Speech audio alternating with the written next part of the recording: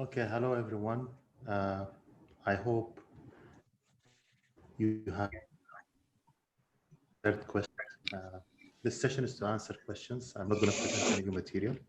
So if anyone has a question, just raise their hand and let's start dealing with those.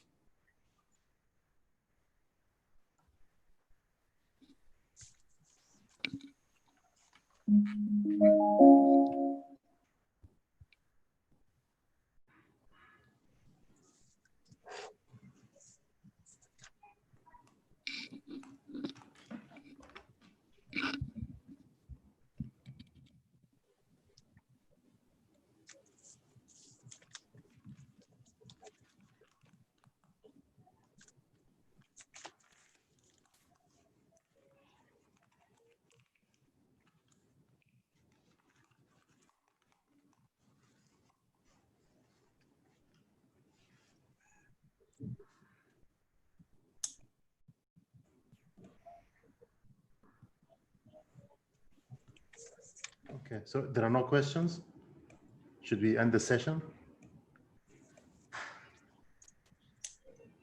Nobody's speaking out. I'm not sure why. Just wait a few minutes because some people are joining now from the group. Because honestly, if you don't have questions, I think you should leave. Okay, Yeah. You should not stay. But if you have questions, yeah, let's bring your questions. Let's answer them. Otherwise, if everything is clear, then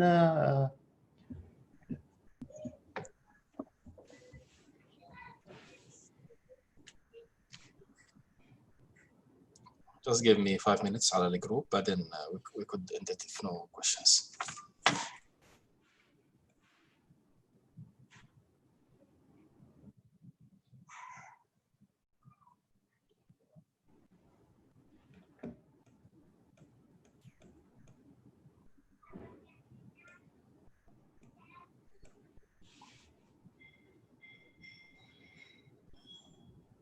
so if you don't have questions, that means probably you know how to create a PEGS data file. Okay, go ahead. Deepak, speak out, please. Yeah, go ahead.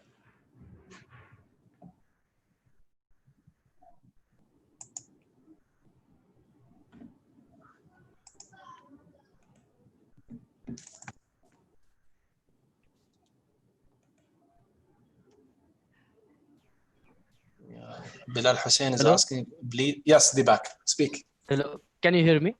Yes. Yes, actually, I'm using this Windows, and you are illustrating us everything on this Linux. Okay. I'm not able to do this calculate depth dose curve using dose RZNRC user code. I tried, but I didn't. It's not happening.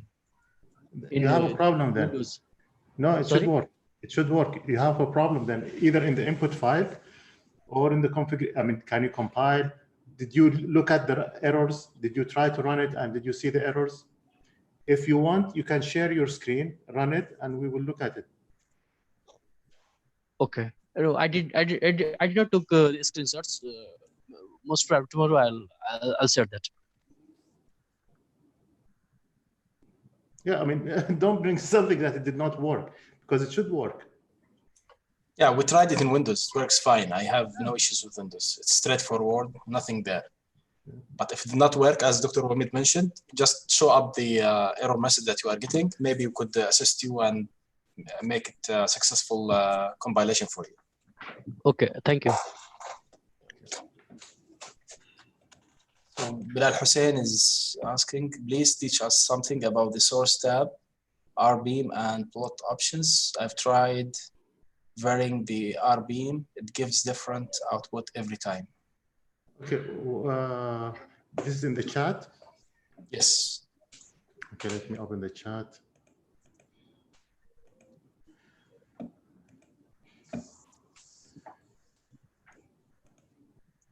Okay. I don't see it in the, okay. Please teach us something about the source tab. Okay, okay. So let's open.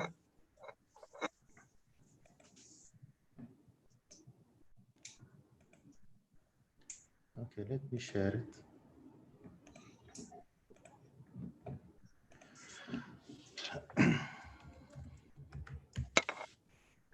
Okay.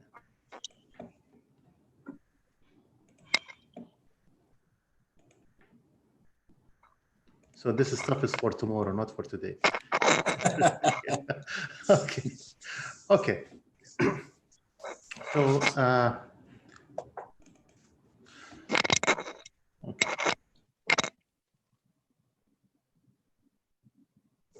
When we do EGS with EGS code, we need to actually create a file, a text4 file that has the cross sections of medium of interest. Those that will use this medium to fill the geometry, whatever geometry we want to simulate the simulation in. So dosrznrc is a specific user code that allows us to calculate very quickly percentage depth doses. Yeah, that's the best thing. Yeah, you know, that's the best use. There are other codes that use the RZ geometry, SPR RZ, which is stopping power ratios. If I'm interested to calculate stopping power ratios, fluence RZ, or CAV RZ. But it's an RZ geometry, okay? So usually things in the central axis, that's what will work. Now, in the graphical user interface, there are different tabs. Control, for example, if I want to make a new simulation or to restart from a previous simulation. So here, these options, don't worry about them. This is out, if you want to output something in the log files or so on. iWatch, this is used to generate those very nice 3D figures with X Windows. I tried to actually install this application, X Windows. X Windows is the one used to actually generate those nice. Okay, let's.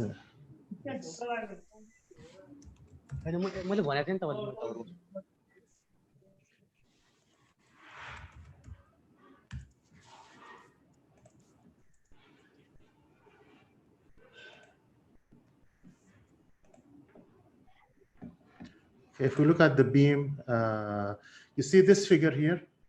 This is an X. It's an X Windows figure. So when we select for example, the iWatch, I want this to generate something for.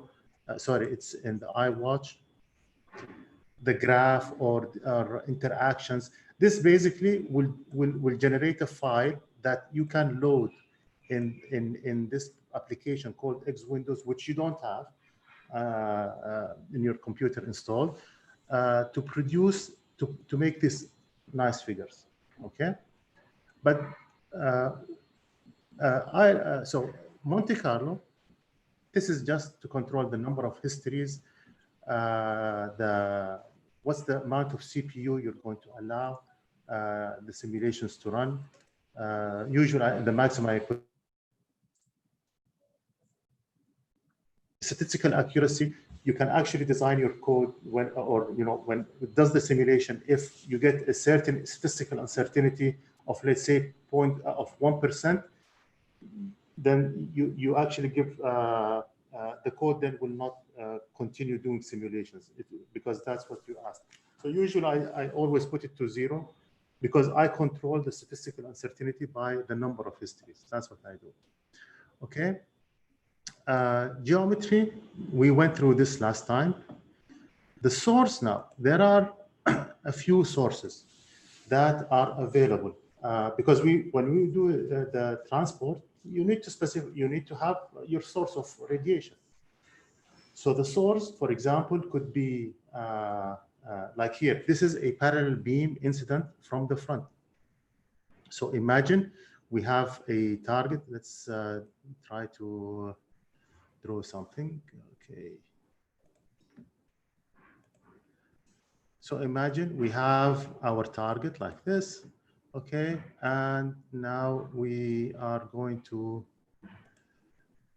just define our radiation to be something coming from the front like that. So this is a parallel beam incident. नहीं अभी रुक जा वो ना रोजी वो हामिद वो ले रहा है ऑनलाइन क्लास ले रहा है देखना चाहेगा तो Excuse me, can you put on your Can microphone off. turn off your mic if you're ठीक है, नहीं सोता मैं आज करके सोऊंगा। मैंने स्क्रिप्ट पढ़ लिया, वो देख ले, ठीक है? उसमें changes Wamid, just make me comment की है co-host so I can. तब तक थोड़ी देर में करता हूँ, ठीक है? Okay okay bye. Okay, sorry.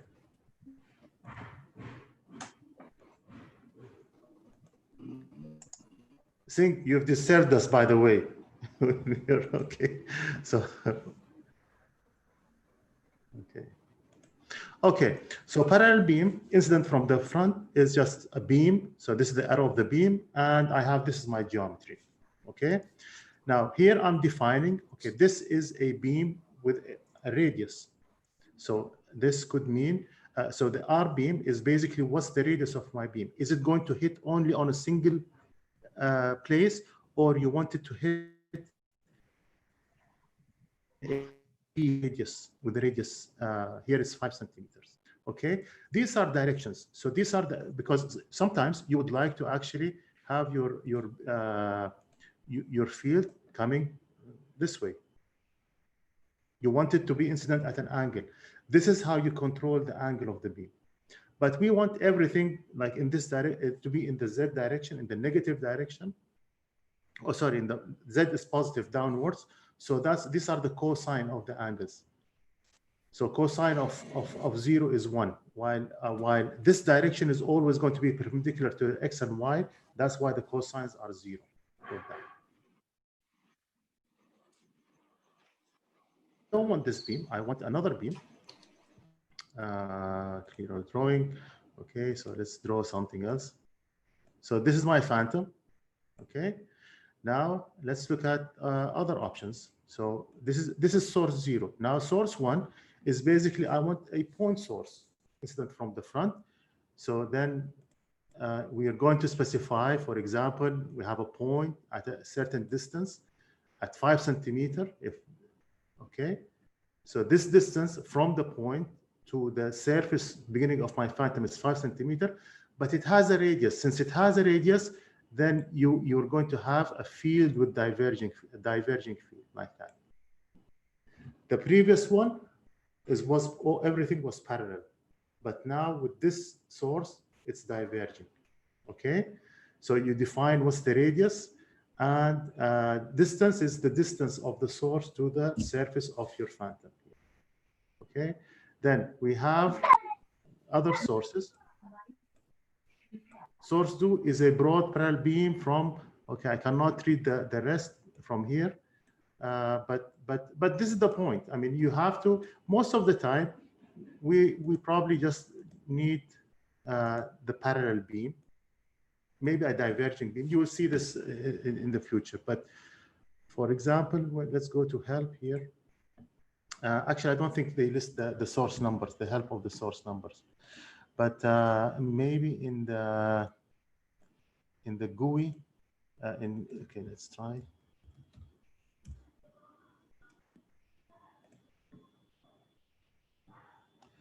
Okay, I think it's in the user manual. Probably it's here or EGSnrc. I'm not sure. It's either this or the other one. Okay. Because if we just look at the table of contents on the left here, common Monte Carlo compilers. Okay, these are about the Monte Carlo control. I don't see anything for sources. Let's try again to look at.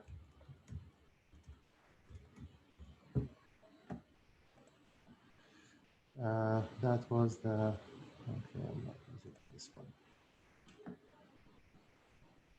Is this the same one? Yes, this is the same one, okay. So look at this user code.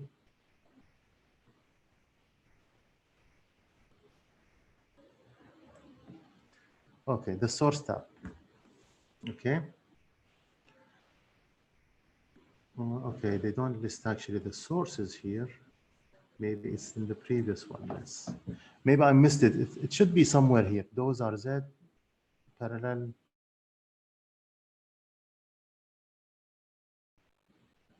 Source and energy. Okay.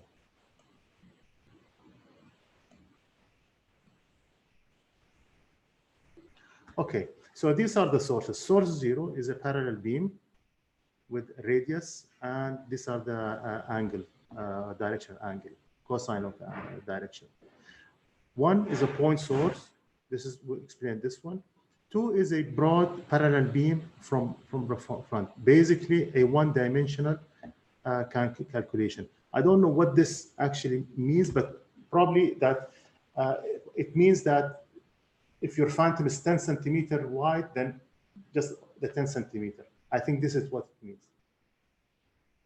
So there is no control for a source size or a beam size. Internal uniform isotropically radiating disk of finite size. So if, for example, your disks in the RZ geometry, it's supposed to be cobalt. Just imagine that we have a cobalt source that looks like a coin, like a disk. Then you can actually define, okay, within that RZ geometry, that is where my source is going to be. And you look at this parameter of define that the radiation is emitted within that geometry. Central axis depth dose versus beam radius. That thing I really don't know what it means. I haven't used those. Radius of central axis scoring zone, radii of scoring will be treated as beam radii. So this is something so to make your beam just matching your scoring zone. Parallel beam incident from the side. If you want something from the side, this, remember, is a cylindrical geometry. Then you will select 11 and 12. 11. The most important ones, okay, things that are very simple, probably you want to use either the parallel beam or the one with the divergent source. Especially when we do this with photon beams, we want to actually use a diverging beam. Okay, but the most important one is, I think, 20 something. 20, yes, 21. Tomorrow we're going to talk about beam, and one of the important outputs of beam simulations is to get a phase space file. So you want to use that phase space file as an input in those RZ. Tomorrow I'll explain what is a dose RZ, a beam, a phase space file. What is that? So just, you know, look at which source you want for your application, and that's it.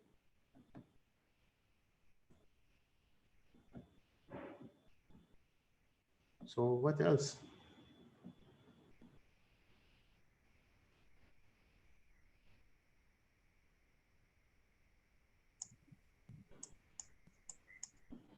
Okay, go ahead. DS. Yeah.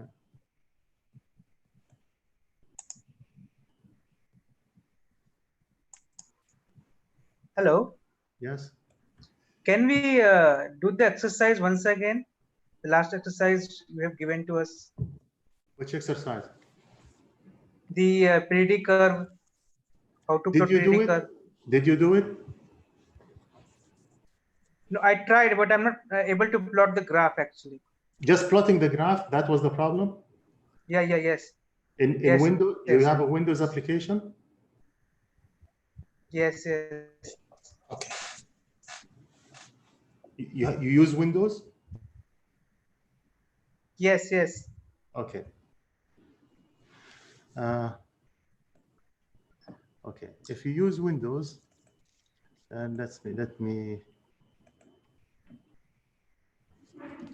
Okay, give me a minute just to get my virtual Windows machine on. Why you were not able to plot it? Did you try to open it with the Grace, or you don't know Grace? You don't have it installed? No, I don't know. Okay, did you try to look into the file? File. Yes. Can you plot it with Excel? No, I haven't tried that. Why don't you try then? Okay. Most of the people, Linux, you can easily, when you plot with the QA trace, it plot directly. With Windows, you have to do it in a special way. You have to open the file, drag it, put it inside the QA trace. That's okay. the issue with the people. Okay. Dr. Omid can explain how to do it. Yeah, I just want to open my virtual machine. That's the thing. Yes. Okay.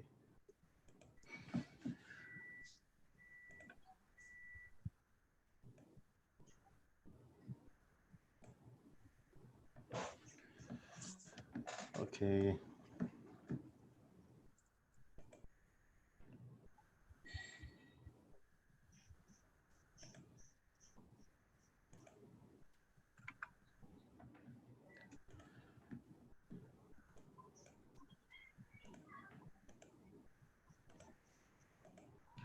Okay, so now this is the Windows. Okay, I have a problem with my resolution with Windows, but let me see if we actually managed to run something. Okay, so I think let's look at those are set. Okay, users. Okay, EGS. This is my home directory. So those are Z. Okay, this is an example. One of file called those are whatever. This is a name. Okay, but it will have an underscore DD plot data. Okay, that file is a text file. You can open it with Excel and then look at the columns and unplot. But if you drag this to Grace, okay,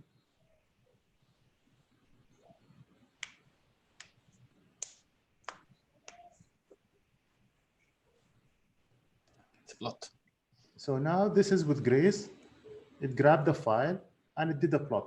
I did not do a lot of histories, but you see it's plotting, it's capturing the file and it's getting you get the plot. So with Windows, after this file, you need to drag it into your shortcut to the Qt Grace.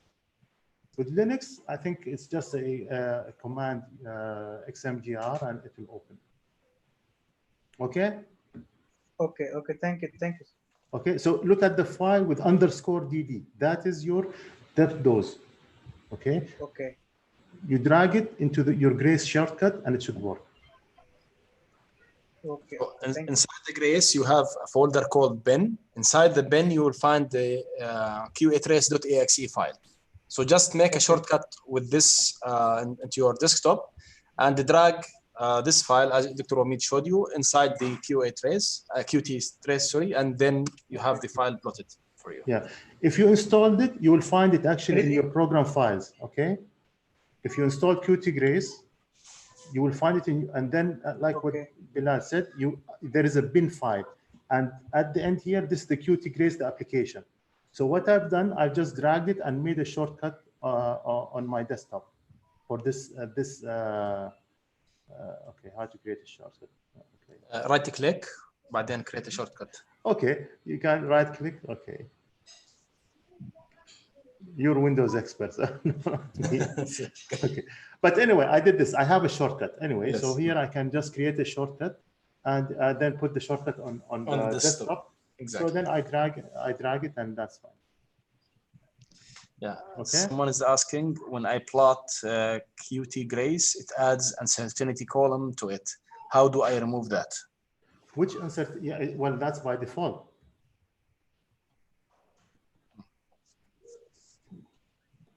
Qt Grace will always plot for you because that's how the file is configured.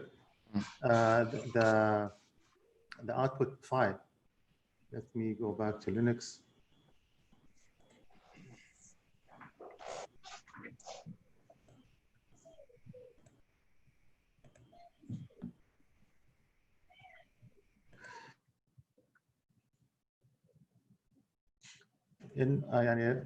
I usually I don't actually, just for your information, I don't use Qt Grace to plot my data. Usually I take the data and then I import them in Excel. The reason is sometimes I'm interested, for example, to calculate ratios of things. Okay. Like what I've shown you, I've calculated some depth dose in water and another depth dose in solid water. I'm not interested in the depth dose itself, but I'm interested to know the ratio of the dose solid water and water. So that part you need to know how to open this underscore DD file into Excel, and then get the columns that you want, make the plots that you want. So let's look at this. Okay, CD those.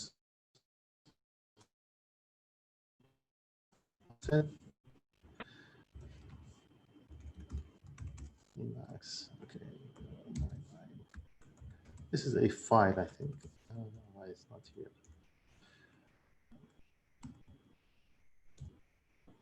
Okay. That those 9. Okay, underscore. Yeah. Okay. This is, for example, the input, a typical Grace, file for Grace. So this is the column for the uncertainties, and maybe it's by default. If you have an X, 3 columns, Grace will always interpret the data as being this is the X, this is Y, and this is going to be the uncertainty in Y. Now, in Grace, can you have an option to plot or remove that? I'm not sure. Okay, I really don't know about this. So let's try open Grace.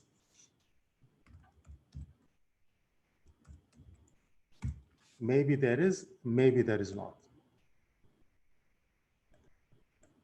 Okay, file is not correct. What's going on here?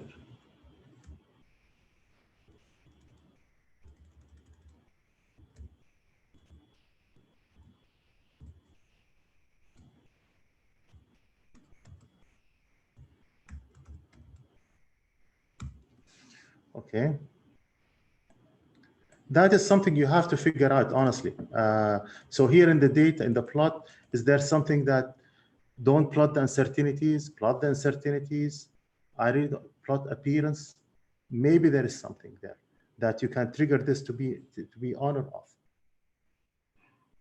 So I cannot help you with this, okay?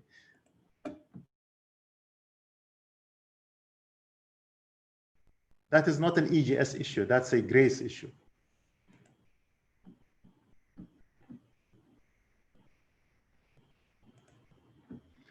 Okay, what else? We have 2 more questions. How to draw spectrum of cobalt 60 source from the cobalt 60 spectrum file. How to draw it? How to draw the spectrum of cobalt 60 source from the cobalt 60 spectrum file. Open it in Excel.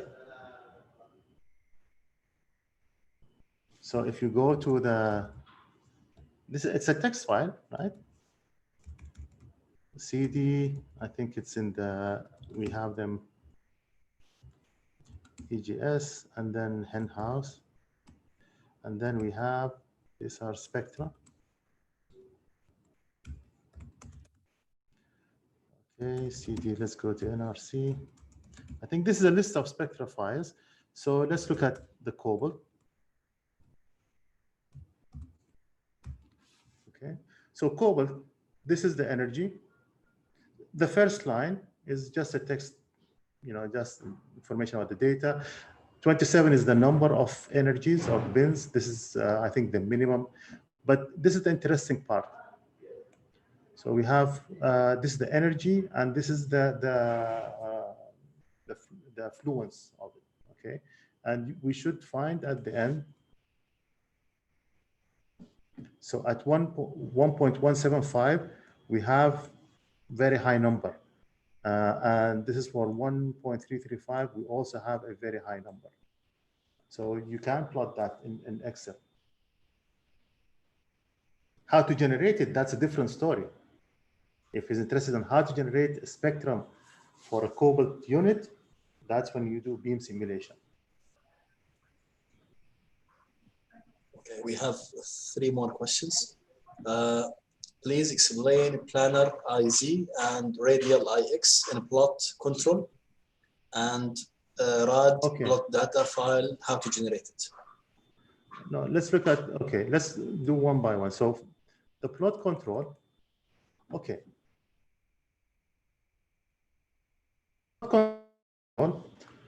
You can, for example, if you don't want any those underscore DD files, you can just take this off and that's it. You will not get them. But now with those RZ, we can actually do some plots. Plot is you have a histogram plot or a point. I can actually generate this for you. Now, what is this? This is, remember, let's look at the geometry. Okay, geometry.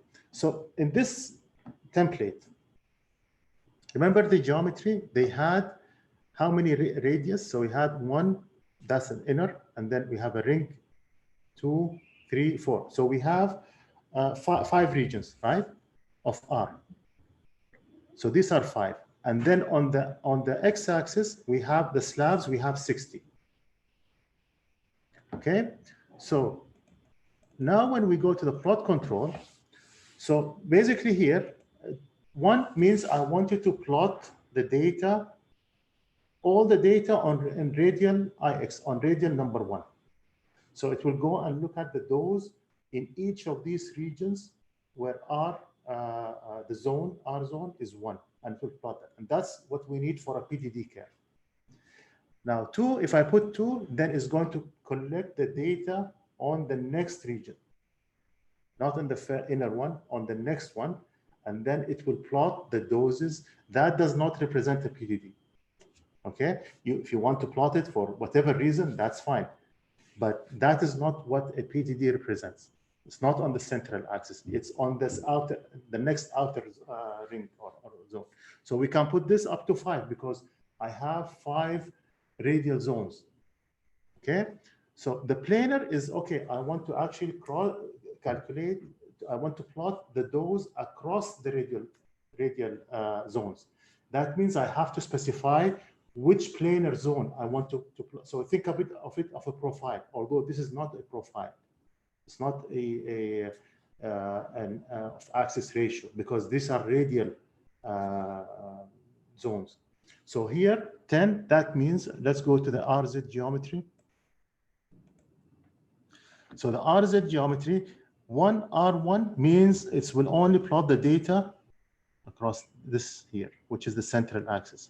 2, it will cross the data on this zone, not on the inner one. If this was 5, it will plot the data for these outer radial zones. Z, planar IZ is 10. It will go down to slab number 10, and it will plot what is the dose across these zones. Okay, does that explain it?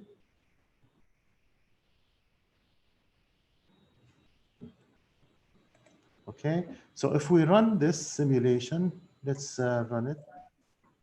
Okay, and just so that I show you what's histogram is a different way of so 1 million, okay, 10,000, that's fine. Save, okay. First, okay, so then execute. We should be able to run this. Okay. Okay.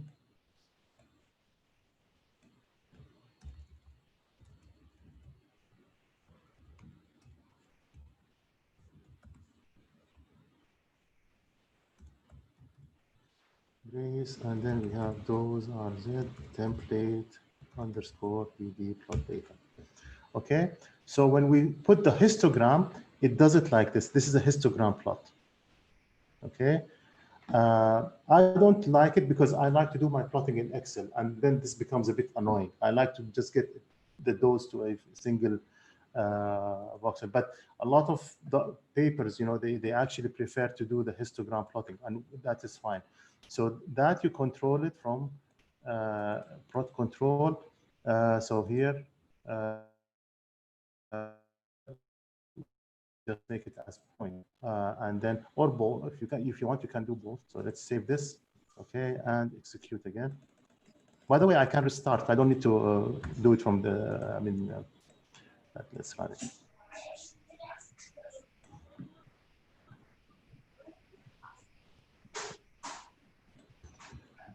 So now when we do this, this is now a point. Okay, it's not a histogram. Okay, clear? Yeah. There is one asking, I have installed EGS on Ubuntu system. I cannot open it directly. I have to open it through the terminal. Is there any problem? What do you mean directly? You don't have shortcuts? Muhammad Salim, you can speak out, please.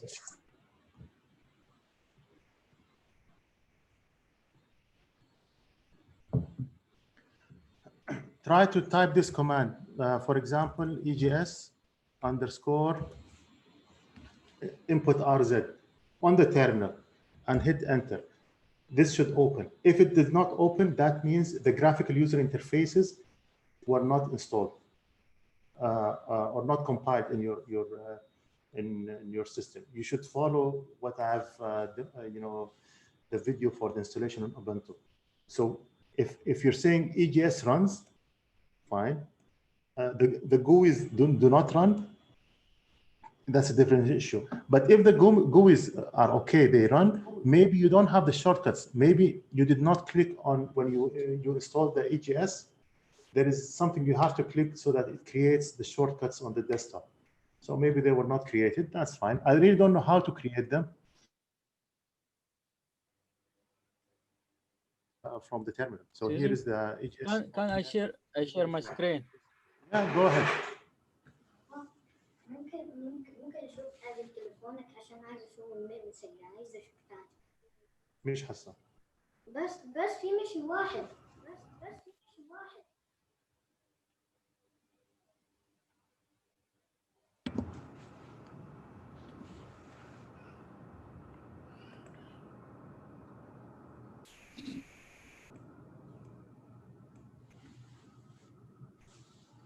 Mete, did you manage to do the assignment?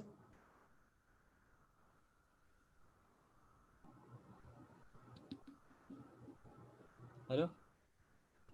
Yes, go ahead. Sure, share. This like this icon. That's not a problem. You just right click on it. Right click. Yeah, and then right click on the icon. Just allow launching. Hit on allow launching. That's it. For all. Yeah. Oh, okay. Thank you. Because I don't know this thing. Yeah. Okay, thank you. Okay. So, what else? I think this thing, just this. Okay. No, but I'm talking about the rest. If they have any. Okay. Sorry. No problem. Okay. How to run the GUI on that? I don't know how to control the resolution. Unfortunately, I don't know. That is a tough question. I really don't know how to do that.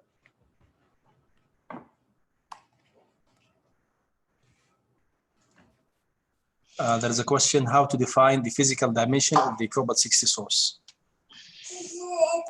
Cobalt 60 source for what? Brachytherapy, external beam? Singh, if you can speak up, please. Yeah, hello. My voice is audible? Hello. Yeah, we hear you. Yeah. Yes. For external beam radiotherapy, I want to know how to give the dimension of the Cobalt 60 source. Do you have the dimensions? Yeah, we have the dimension. Okay, you have your dimensions of the your Cobalt unit? Yes. Okay, then you wait. It's on beam. This is what we're going to do on beam. It's not now. Okay.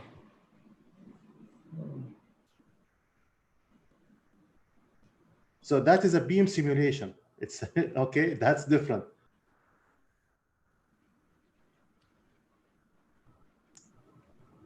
So, like if we want to simulate those data from point source, is it the same as that of the treatment teletherapy machine, or we have to model the same source?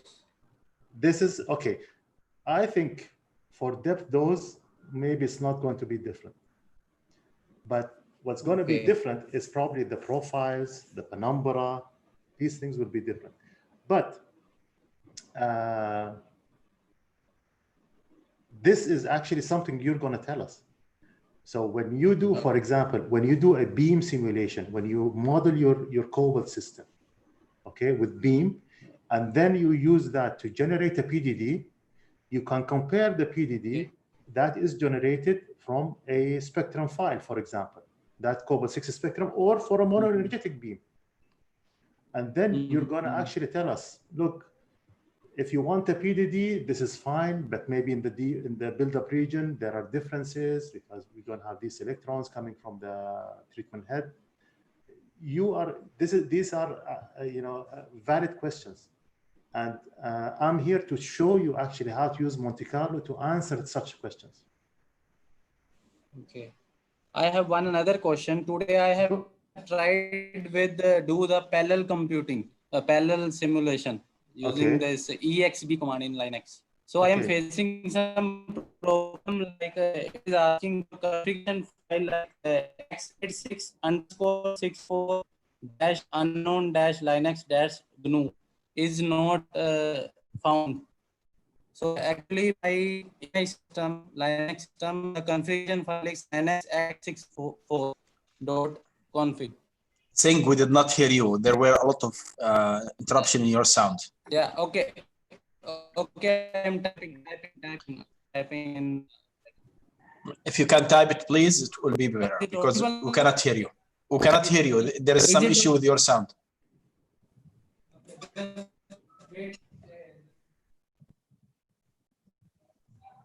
Now is it audible?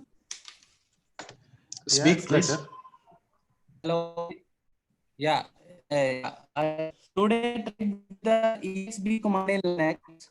So I faced an issue with the configuration file. So when I compiled with the EXP command, when I try to simulate the input file with EXP command, it the configuration file is not found. Hold on. The EXB is not compiling. So first of all, let's correct the terminology. EXB is just a script. It's just to execute. Okay. Compiling is when we make the we issue the make command. Okay, that's the compiling part. Okay. Now let's see if. Okay. Okay. So.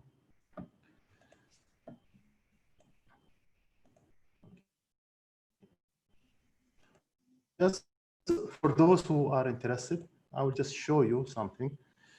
Okay. So we have, there is this template file, Monte Carlo. Yeah. The template, those are Z. Okay, I'm going to put how many? 10 million. Okay. So I'm going to save it. Geometry, just want to make sure it's first. Okay, save.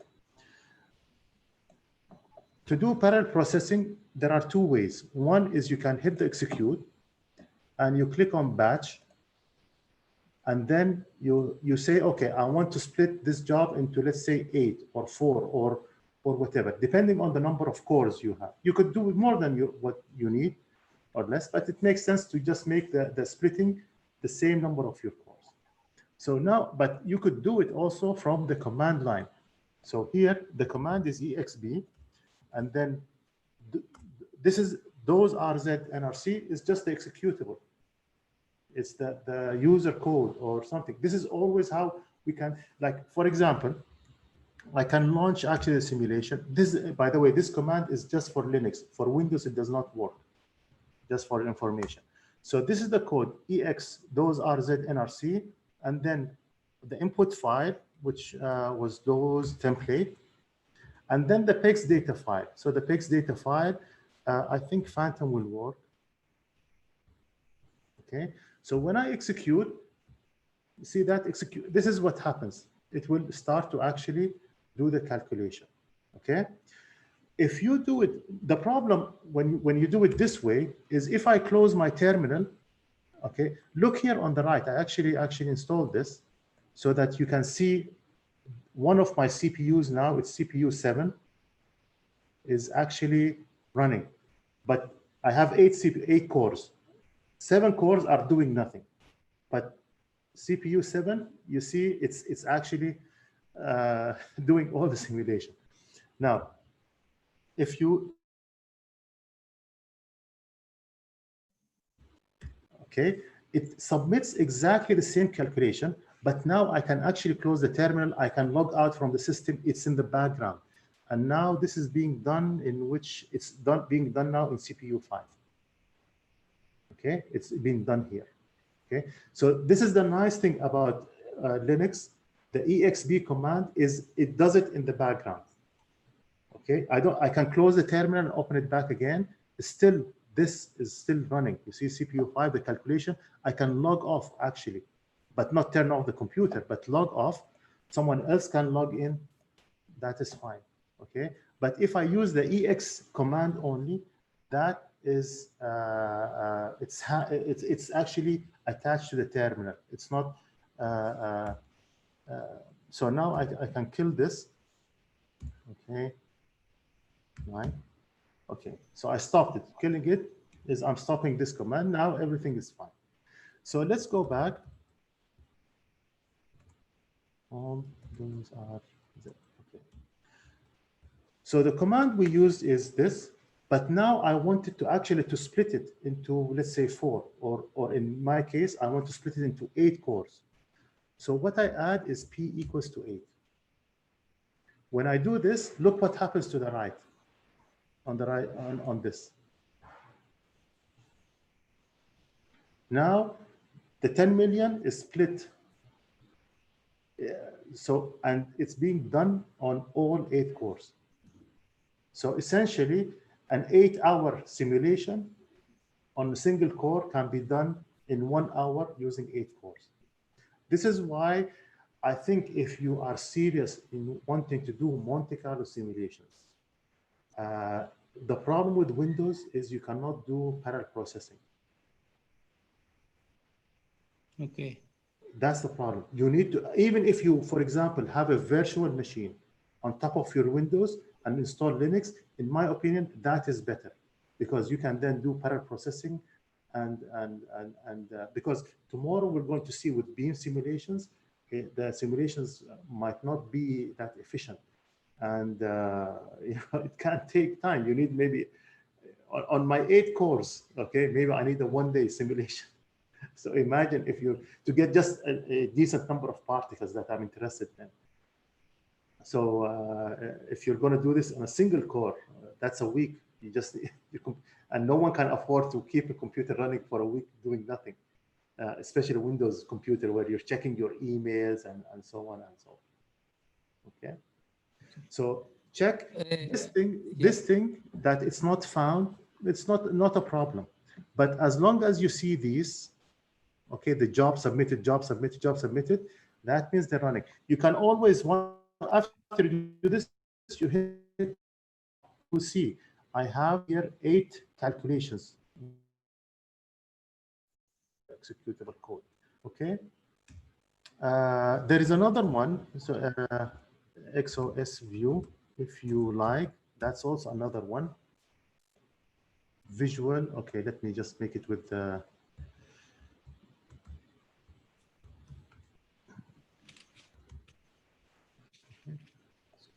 So this is the graphical also monitoring. You see now, these are the core CPUs, and now they're done because everything now is stopped. So the calculation is done. Okay. So check on that. If you don't have this 80, if you're getting problem with the 80, then you have not installed it. You need to install it. And that is simple. You just type, if you have Linux, sudo apt install, and that's the sudo is basically for Linux is super user do. So I'm logged in as myself. I'm a user, Abdel, but when you want to install things, you want to be administrator. So I could switch and become an administrator, or I could type this command sudo, and then apt is something to go and grab packages. install, and the package name is AT. Okay. So when I hit this enter, because I'm going to do this as then I need to enter my password. So it's going to use the net, go and grab this AT package and install it. I have it installed, so at the end it should say, look, you already have it. Okay.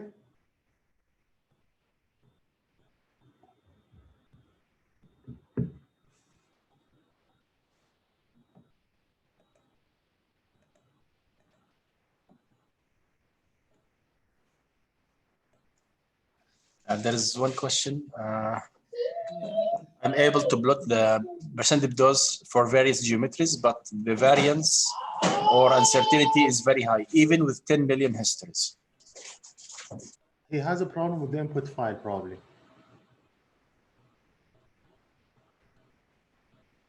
So your input file, there might be a problem.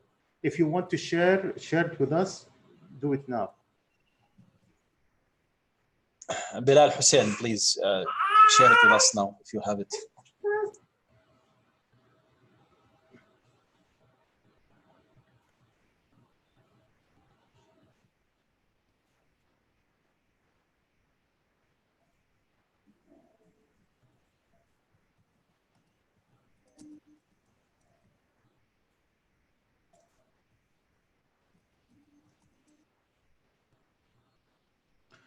So the assignment, did anyone have problem with the assignment, plotting depth dose data? Because I got actually replies from many, and they seem to be doing a great job, no problems.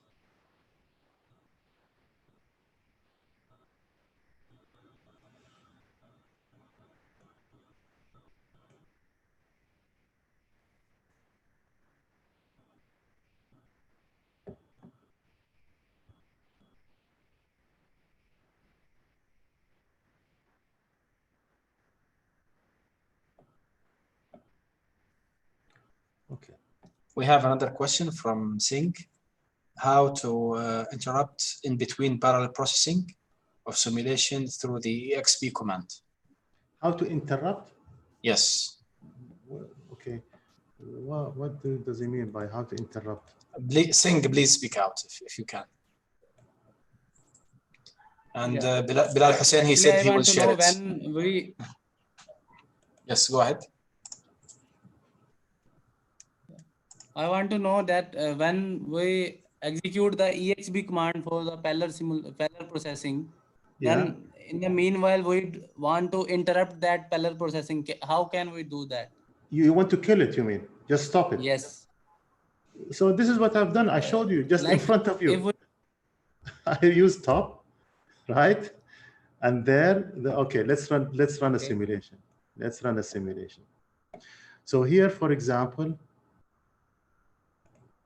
this is why I never, when you do these executions, do them for a small number of particles at the beginning, just to make sure that everything, just to go for parallel processing, this means that you're sure about your input file and probably you just want to reduce the statistics because it can be annoying. So let's go and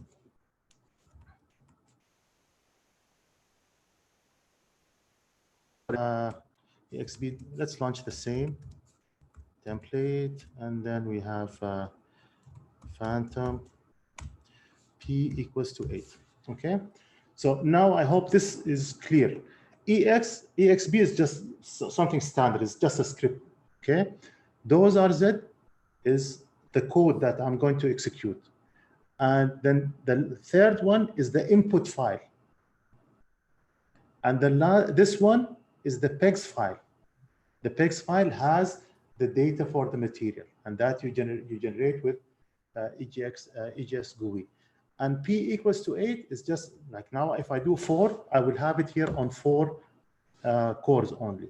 Okay, so try to figure out how many cores you have on your computer and use that. So now this is now submitted. Now it's running. Okay. When you do the top command, it shows you the executables that are running. What you do is you hit the K button, K key, so that means kill. Okay, and default, you see each of these processes has an ID. So by default, it will probably take the first one. You see, this is the first 10017. By default, it took this one. But I, for example, I can decide to kill this one. So I can do this 10051. Okay, that is the ID of the thing I want to kill, the process. So when I do this, and here I put 9. I don't remember what the signals mean, but 9 is okay. You want it to just to kill it, you know, safely. So when I do this, you see, it's no longer there. So now I hit K again. So I have to do this one by one. Or 50. 15 also works. So I just do K.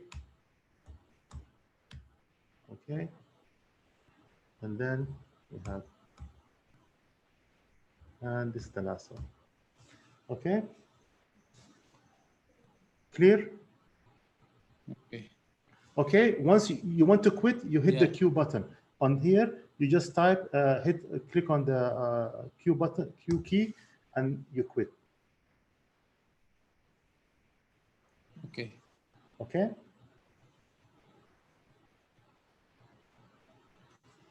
Okay. What else?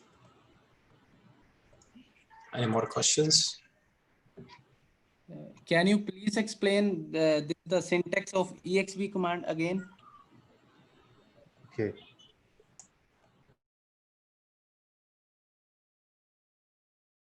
Okay. So okay, let me do it with another code. So I will go and those XYZ. Okay. So here, okay. So I have a user user code for 9MEV. Okay. I want to execute it. Okay. I will type EXB, but now what I want to execute is the dose XYZ NRC. That is the code I want to execute. And what's the input file? The input file is this. Okay.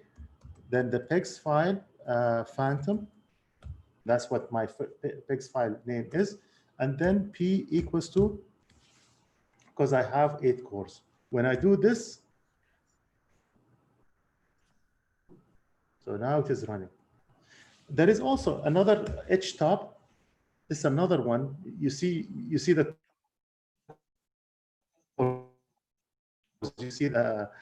it's on a terminal. You can use it also to see, you know, that all CPUs are being loaded or cores are being used. Okay.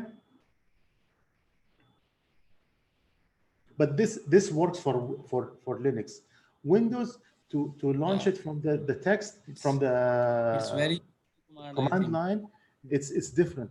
It's actually the old way, because I could launch things in a different way with Linux.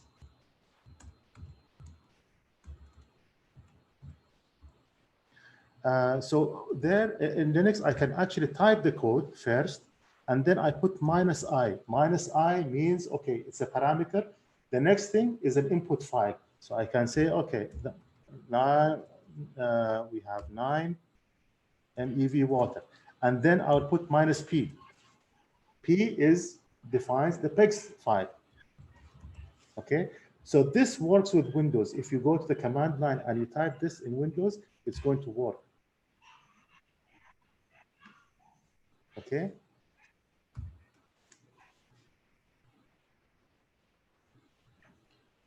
Okay. So anything else?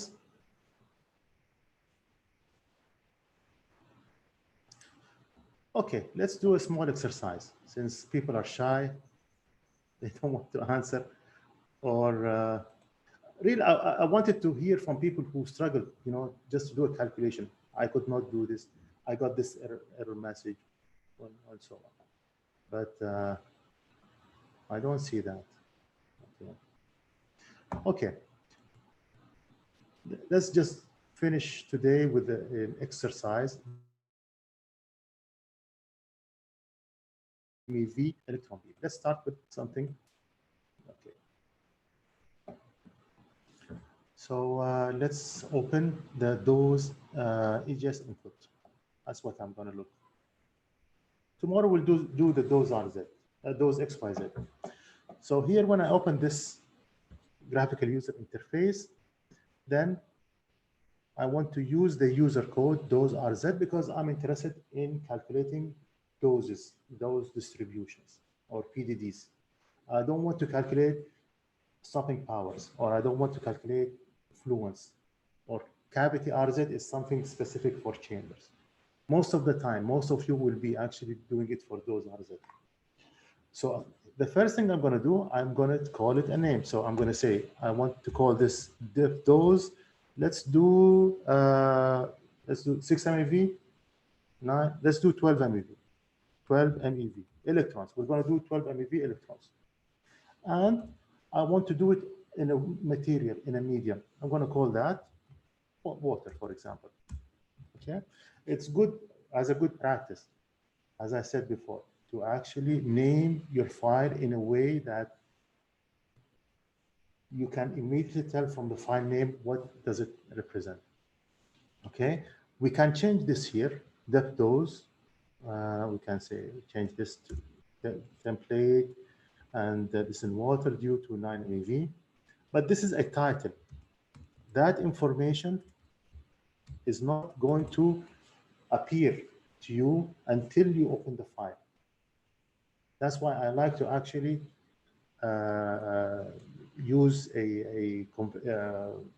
like a naming, so that immediately I know what does that represent.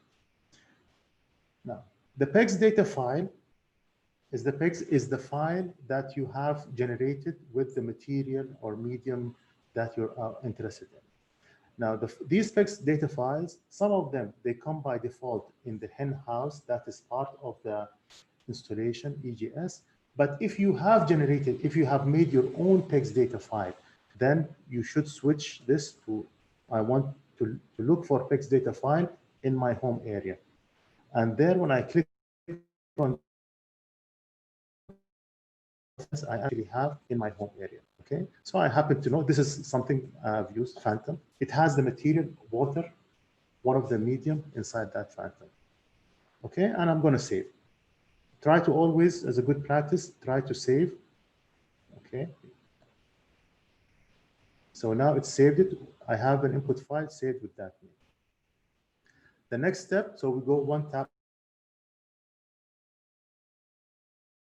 here. If you want to change the number of planes, if you want them to be 200, then you can change it from here. I think the maximum is 200. I was trying to play with these numbers, and the maximum is 201. So if you want, you can. So let's think about, okay, 12. This is 12 MeV. So the range for electrons is going to be roughly 6 centimeters. Suppose we want to do the calculation to get the dose every 1 millimeter. Then at least I need 60 slabs. But that is not enough, because we want to actually get some information about the dose beyond the range of electrons, the Brownish-Salang part, and so on. So probably I'm going to increase this to 100. Okay. Cylinders, 60 is too much, but you can leave it. It's not a big deal. So I'm going to save. Okay. So now is it clear why I'm using 100 here?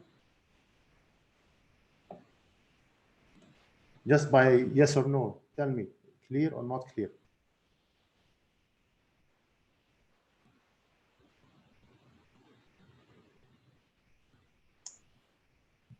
Okay. Yeah, clear. Yeah, because the problem I want to study is a percentage depth dose for 12 MeV electrons, and the range of 12 MeV electrons is 6 centimeters. Now, if I decide, for example, I want to generate the dose every 5 millimeter, okay, so if I have 6 centimeters, I'll probably need 12 slabs.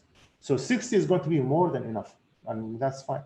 But since my problem, I wanted to get the depth dose every 1 millimeter, then 60 slabs is not going to be enough for me. I need to increase that. So I went for 100. Okay, clear? Okay, so now we save this. This tab, we leave it first, restart, it's going to be first. Then we go to the Monte Carlo. Monte Carlo here, nothing much to change except, you know, the number of histories. My recommendation is always you start with something small, 10,000, okay? Because you might get errors. You might see that maybe the geometry is wrong, maybe the medium is wrong. If you immediately launch it with 1 billion particles, then everything is going to be wrong, okay? Maximum CPU hours, put this 500, that's the maximum, and this leave it to be 0. So now this I'm going to save. Here I full the type of calculation, because it's dose, and this is what I want to, it's a dose, that's what I want to simulate. There are other things, scatter fraction, pulse height distribution. Personally, I haven't used them. I've seen one of my colleagues use something about pulse height distribution. This is to get something spectrum of a device or a detector, but I don't know how well it is. You know, you can try that. You can experiment with that. That's not a problem. Or read the manual and see what they actually calculate. But for those, it's this one, those and stoppers. Okay, the geometry, this we went through it last time. So I have 100 slabs. Put 70. Okay, I'm just trying to you know, show you 70, and then here I want to have 4, 5 of 1 centimeter.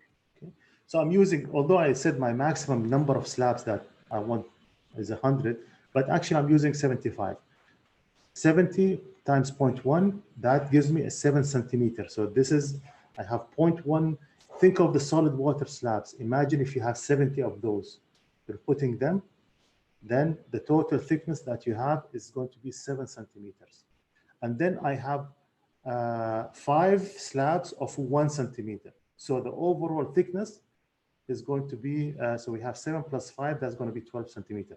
Do you think this is good enough to get a PDD for electrons or not? Do I need to put more, or it's fine?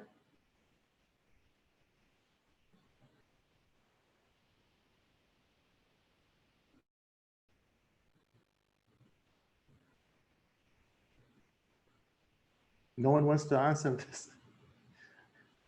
Do I need 1 meter slab to do to measure? Would you actually use 1 meter slab to measure PDD for 12 MeV electrons? So now I have 12 centimeter slab. Is that good enough, or do you think I should increase it?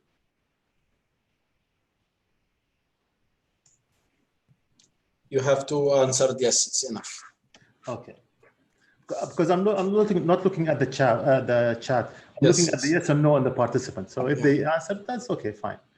Here I could actually, you know, I can put 4 and put 1, and this one to put 5 centimeter, which is fine. So the total thickness is going to be 7 plus 4, which is 11, plus 5, which is 16. So these are numbers, you play with them. Okay, clear? Now the radius. So we want a PDD. What would you think, you know, the radius should I use? Should I use 1 centimeter? Should I use 5 centimeters? Should I use half a centimeter? This is also something you decide on that. Probably I don't need all of these radius, so I'm going to delete them. Okay. So 1 centimeter, fine. So the diameter, imagine if you have a chamber with a diameter of 2 centimeters, that's, you're collecting anything within that diameter. You can make it half a centimeter, which is still fine. Okay. And of course, we need to phantom. We need to also, you know, suppose my beam is going to be a 10 centimeter diameter field, then I want the phantom to be larger than that. So I can put this to be 20, for example, the radius 20, or 15, you know, that's fine. 15. So that means that because you also have to think of the divergence, but this is electron, sorry, this is electron beam. There is, we don't use divergence with electron beams. So that should be fine. Okay. Now, the next thing is, now we need to fill this material with the I still have this issue, Bilal. It doesn't work. Okay. Okay, I'm gonna just change this to water. Okay, so now I'm gonna fill, so I have 74, the number of slabs, I have 75. So fill water 1 to 75 and this up to 2. Okay. So we save this and then preview RZ. This is the geometry. Okay. Is this geometry okay? I think it's okay. So this is R radius. Okay. So now we have saved this. Then we move on.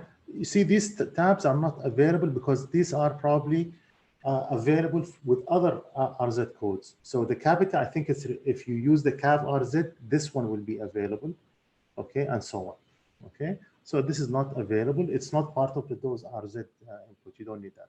The source, here we're going to use source number 0. Okay, so it's a parallel beam, 5 centimeter radius, and then directional cosine. So that, okay, maybe I should just mention something about this. Okay.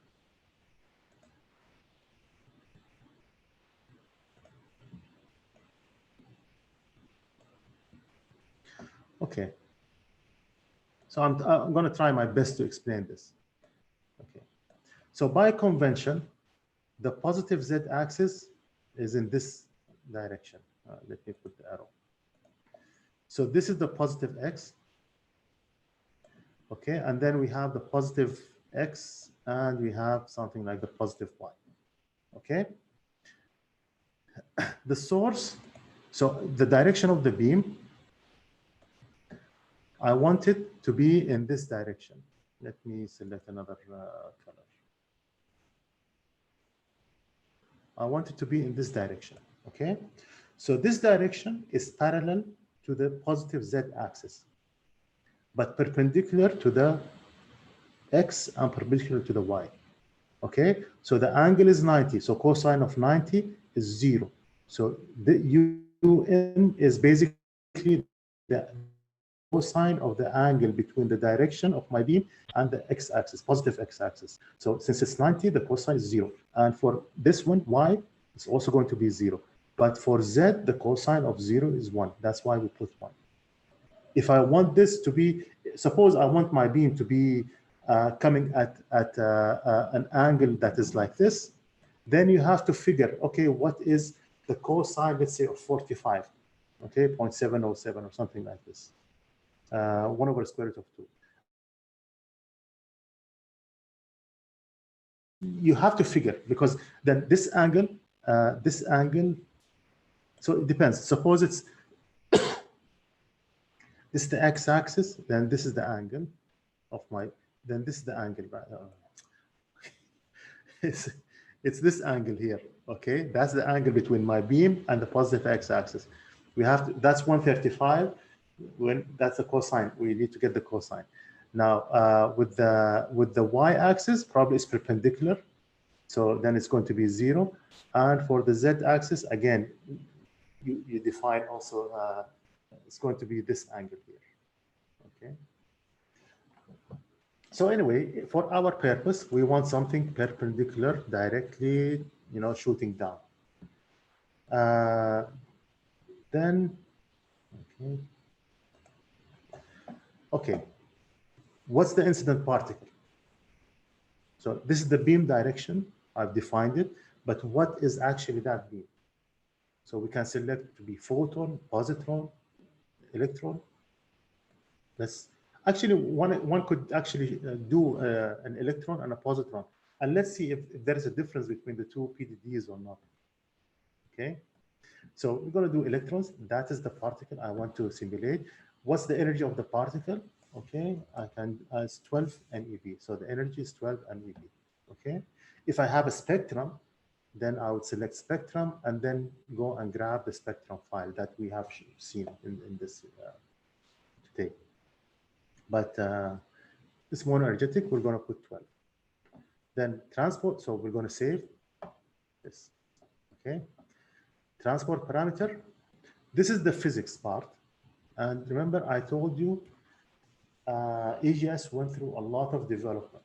It's an old code, but every time they enhance the physics, they use better algorithms for the physics and so on. They introduced, for example, angular sampling for photo effect, bound Compton, and so on. And they still give the user the option, if he wants to actually calculate things with the old physics, we can do that. So the new physics, the important thing for the new physics, okay, is this, the boundary crossing, this exact. That's number one. And then press the tool, that is still fine, okay? And the last thing is this spin effects. You need to have this on. Even if you put your mouse, it says turns on off spin effects for electron elastic scattering, absolutely necessary for good backscattering. So this is important if you want to use the latest or best physics, okay? Now for photons, turn Rayleigh scattering, do you want to include Rayleigh scattering or not? Photoelectric angular sampling. So this basically the electron that comes out from the photoelectric effect. If it's off, the assumption is that it's in the same direction as the direction of your photon. But if it's on, it does some sampling. It's actually, in reality, for low energies, the electron is more towards the, it's going to be more towards the perpendicular angle, emitted at the perpendicular angle. But for high energies, it's going to be in the same direction. So this probably is not relevant even for our simulations, okay? But I'm just showing you the options. Bound Compton, that also we can put it on, but it's still, it's not going to make a big effect for our current problem. But if we're doing, for example, an X-ray tube simulation where Rayleigh scattering we cannot emit, to include the bound Compton instead of free Compton as a free electron, then that makes a difference there. Okay, so for the most part, for MV range, this needs to be pressed to exact and spin effects. Okay, so save. Okay, variance reduction technique. This tab usually I don't touch, I don't deal with it, but it could actually, in some situations, for example, suppose in one of these volumes you had air and you're doing a photon beam simulation, okay? The photon beam, the probability of the photon beam interacting in the air is very, very low compared to water. It's probably going to be 1/1000 just because of the density. So the nice thing about Monte Carlo is, okay, let's fool the system. Let's tell it, okay, enhance the density, okay, or enhance the factor for air to be equal to that of water. So I'm giving it 1,000 times higher weight or a higher times density. But when we do the simulation and we record the doses, we take a weight into consideration, okay, because so that everything statistically makes sense. I'm forcing photons to interact because of a higher density, but in reality, the dose, in reality, that is just has a weight of 1/1000. So whatever dose is deposited, I multiply it by 1/1000. So usually we don't, like in our case, we don't need to do actually anything of this, okay? So usually I leave it for, okay? And then plot control, this is what I've explained. So I don't need to, okay? This, if you remove it, it gives you an error. So I usually, I leave it as 10. But I don't open the file because that's the other file, the underscore RAD, that is actually the radial file. So we have it saved. And now just let's execute it. So we had 10,000. So I just go through this execution. Once I see this thing running 1, 2, 3, 4, 5, that means the execution is okay. I don't have a problem. Maybe my geometry is wrong. So don't get me, okay, it can run, but maybe your geometry is wrong. The materials that you're using is wrong. It does not really represent what you want to simulate. But at least this tells you that the inputs are okay, everything is, that part. Okay, so now we have done this for how many particles here? New input file. Okay, I forgot how many. Anyway, so once you have done this simulation, it's finished. Then we can go and open again the. Since this is a dose RZ simulation, so we need to go to our EGSnrc house and into the dose RZ directory. And then I can type XM Grace, okay, to plot something. So XM Grace, and the file, I remember it was 12 MeV water. And by the way, in the terminal, if you hit the tab, it will do either an autocomplete or shows you available lists.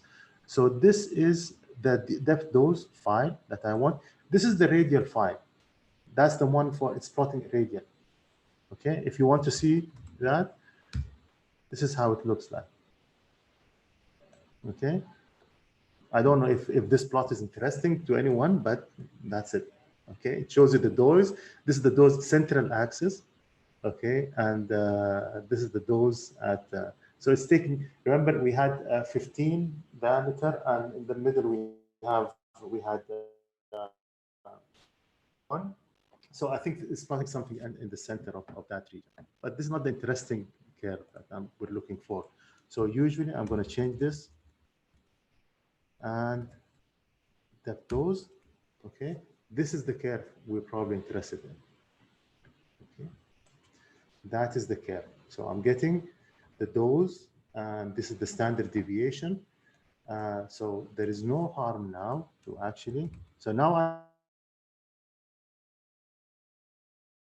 so I'm going to change. I'm going to show you, for Linux users, I can change things directly from, because it's an input file.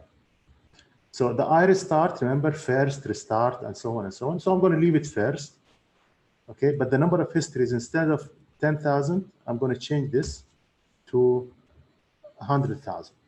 Okay, and I'm going to save. And now I'm going to use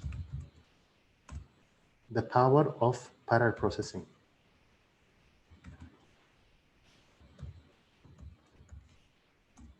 P equals to 8. Okay. One thing about parallel processing, you see, this is often a mistake. Sometimes I do that. I submitted something. Remember when, just to demonstrate, I submitted a calculation that was running, and I know that the file was, I think it's for 100 million. It's for electron beam, and that's those XYZ simulation. And now I've submitted, on top of that, I've submitted now 8 parallel jobs for the dose RZ. Let me do it again so that just to emphasize my point. Okay, I'm going to change something. So instead of I restart first, so instead of, okay, let's accumulate restart. I'm changing that. So now when I restart it, I'm accumulating another 100,000. So let me show you my point. Now you see, it's taking only, each one is taking 50%, because I have 16 jobs running on an 8-core machine. So a core is doing calculation for 2 jobs. That's why only 50%. So be careful about that. There are some queuing systems. I haven't figured how to install it on a Linux yet. We used to have it actually in old at McGill. It's a queuing system. So for example, when you submit, that queuing system is going to check, okay, I'm allowed only to execute 8 codes in this machine. But someone submitted, he wants more. So I'm going to check, is there any slots available? If not, I will keep them on the queue. When some of the jobs finish, then I will start to submit these new calculations. So basically you submit and you go home.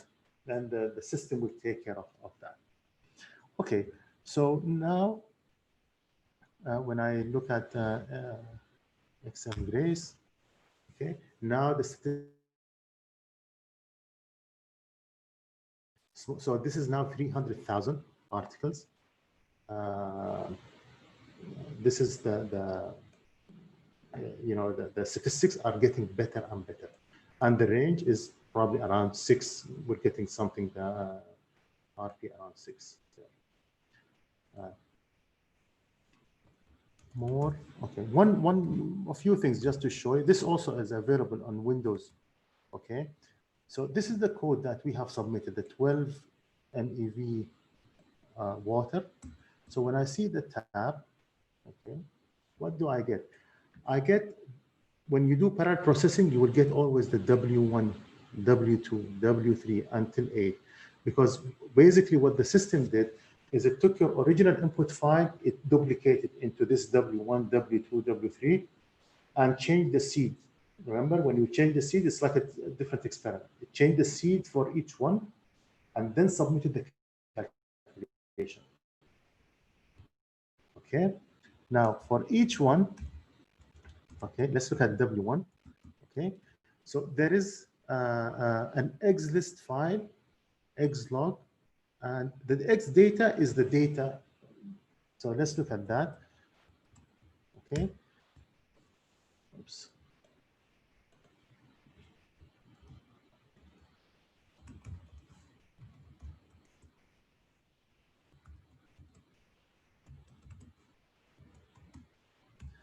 Okay, if you know how to decode this, then you're fine. You don't need then the exam grace. Okay. This is actually the data. So it has, for example, what is the dose in each region? Because we have all of these, we have 70 times 2 because we have 2 rings. So we have 140. So it has, for example, what's the dose scored there, and also the standard deviation. It actually stores many things. Because then if you want to restart, then it will go and read the previous data and then accumulate on that. So that is actually the data file. You lose that file, then you have to run the simulation again. Okay. So this is the dat file. You don't touch it. Okay. Now there is the log file. The log file is basically here is just a so when you start the simulation, any simulation, it generates a log file. So if there are errors, you want to open the log file, because now it's going to tell you, okay, we're going, for example, 100,000. This what it shows you the inputs. Okay. And it will report. So this is, for example, like the materials, the medium. For example, if I want to know the medium is correct, I have only water. That's the medium I have. Okay. This is the geometry, 1 and 15. Okay, number of concentric rings. And so if you go down, because we have a lot of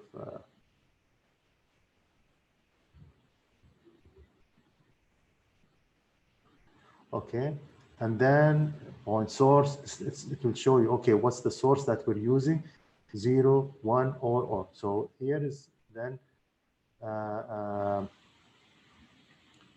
I forgot, yeah, I think, where is it? Yeah, here. So electrical charge, this is it. We're using this source, parallel beam incident from the front. The radius of the beam, we said it's 5 centimeters. XY cosines, 0, 0, 1. Okay, this is the energy. Okay, and here is where we have the physics part. Okay, so now we can say, okay, was the spin effect actually spin turned on or off? So we'll go and see spin effects. Yes, it was actually turned on. Okay, triple production of that is something you can add in the input file. You don't have it in the GUI, but it's not relevant for our so on. Okay, so this is what you get, the log file. The important thing I want you to understand is, or at the end, let's see if it's there or not.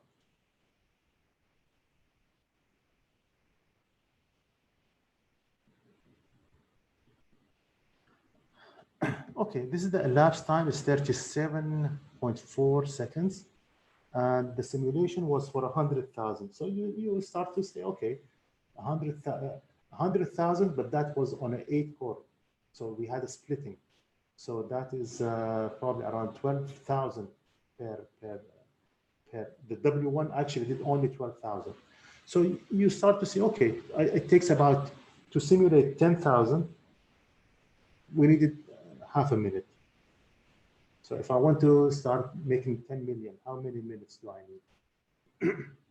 Okay.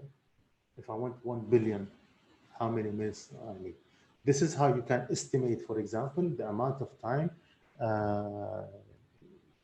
you need. And usually I would actually,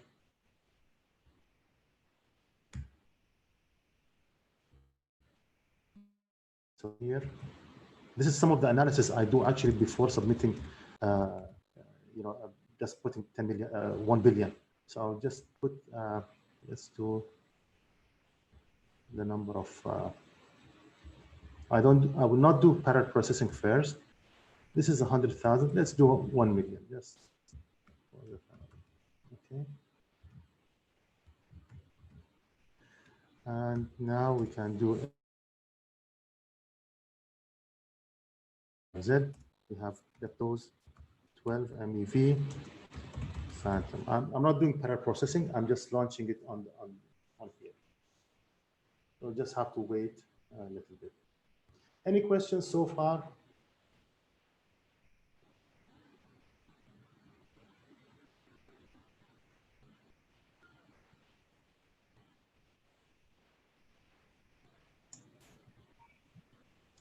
We have no questions.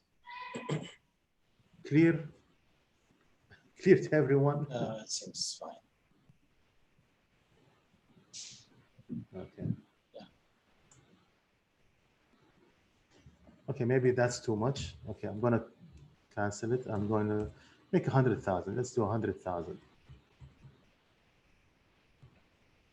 I usually do my statistics on a million, but just for the time being, we do 100,000.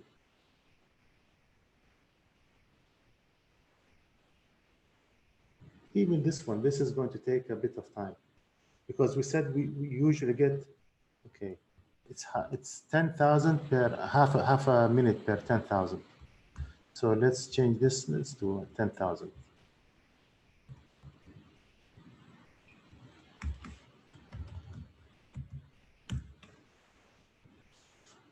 Okay.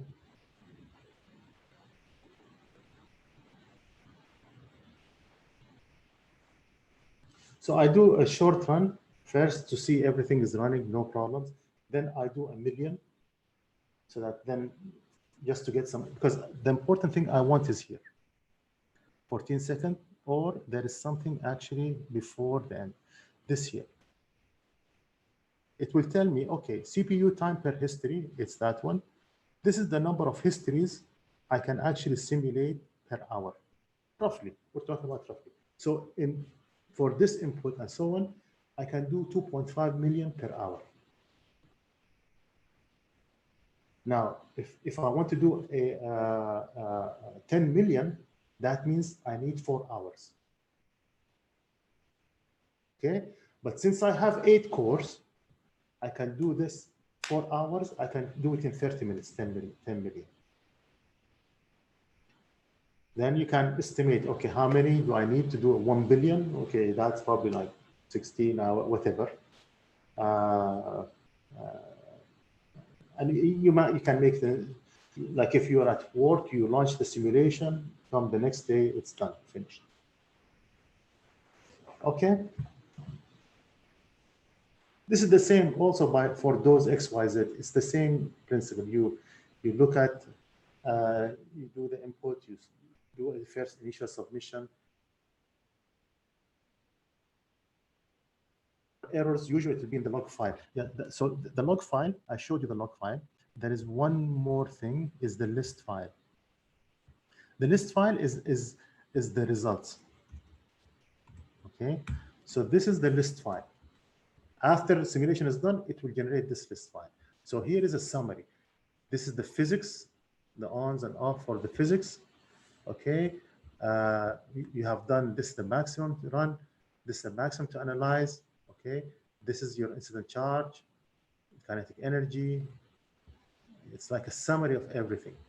And at the end, it gives you this information where it shows you the regions. Okay, so this is, we have the inner region, radial 1. So everything is water, right? The mass here should be the same because the thicknesses were always 1 millimeter for all of these regions. And the mass is different because the radius was something really large. Okay, it's not like this one. That's the ring. And this goes up, I think, to we have 70 of those, 75. And then you will get a list of the doses. So after, so here you see 4.5, 5, that's the mass. But then you can also, you will get the doses. Okay. Here is, okay, summary of those. So everything above that, that was actually input, right? What's the regions, what's, okay. And now this is now the output, this part. So it shows you, okay, the number of steps, the number of, this is something usually I don't look at. Okay, this is important. This is what I want the dose. Okay, so if, for example, we want the dose, let's say at 1 centimeter depth, then I will go down. And so if I'm not going to look at the underscore DD file. Suppose I'm not looking into that, I can immediately get the dose from here. So I want at 1 centimeter. So I'm going to take an average of that. Okay, so because the dose reported here is actually, we attribute it to the depth in between the boundaries. So you will say this is at 0.95. So if I want the dose at 1 millimeter, then I will take an average of these two doses. Or you can adjust your slabs, because if you want the dose in a given region, you can adjust your slab thickness such that, you know, at the end the doses are reported within the center of the median. Okay, so I take an average. Okay, also from here you see that, okay, that dose, this is the uncertainty of 3.7%. I am interested in getting, I'm not interested in the dose in this outer ring. That outer ring, because it has a large volume, large mass and volume, then you see the uncertainty is actually lower. But here, because relatively the mass or the volume is smaller, then the uncertainty is larger. Now, if I decided to use a smaller radius, so we have used a 1 centimeter radius, then if I used a 0.5 centimeter radius, this is probably going to be higher for the same number of particles that we have simulated. We've done what, 10,000 here, then it's going to be higher because the volume is smaller. Okay. And at the end, yeah, so yeah, this is not relevant for electrons. This is the total dose and total minus scatter. Usually don't do this for electrons, but for photons, maybe that's relevant. Okay. Yeah, and as the dose, so as we go very close to ZREF, RP, you see the statistics becomes higher, or the uncertainties are, because there is less dose deposit there. Not a lot of particles actually reach that region. So the statistics or the uncertainties are going to be higher. But that is not probably where I'm interested to calculate the doses there. Okay. So this is an output. This is another alternative output than the DT that's useful for XM grades. I usually use that because I do the plotting in Excel. So I will import it and get the columns and do the plotting the way I want. Okay, any other questions?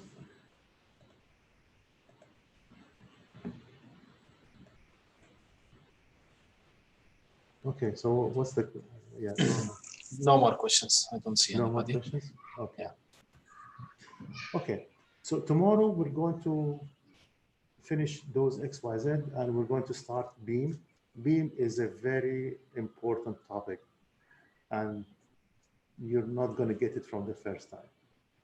Okay, a lot of options, a lot of interesting options. So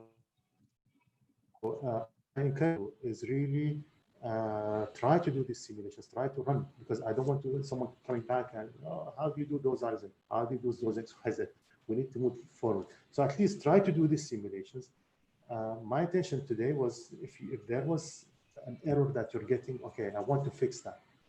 I want to make sure you can run these easier sort of simulations. Okay? So please try to do it. This is why I gave you the assignments and just expecting. A lot of people actually replied back and they showed me the results and had some comments. And so please try to do it. Okay. Don't think you're going to remember everything after 2 months. Try to do it now. Okay. So should we call it quits today? Yeah, thank you, Dr. Omid, for your time and your valuable answering for all the questions. Then tomorrow, inshallah. Inshallah. Okay. No, I don't want a WhatsApp group. We have an EGS group already for this, and all the time I just post the information there. So we have this already. Yeah, because I'm not going to answer things on WhatsApp. Yeah, exactly. Let's write it on. Let's use the classroom, the Google Classroom. Yeah. Because then it's posted, permanently posted there. Yeah. You can take screenshots of things. You can post it there. You can. Everybody can share and write their comments. It's much beneficial than the WhatsApp group. Yeah. Okay. Okay. Thank you. Because WhatsApp, you lose your phone. Now you have to put WhatsApp again, and you lose all this. It's not also the answers are not organized. That's also another thing. Okay then. So tomorrow, inshallah, نشوفكم. Inshallah. Okay. Thank you. Okay, sure. Yeah,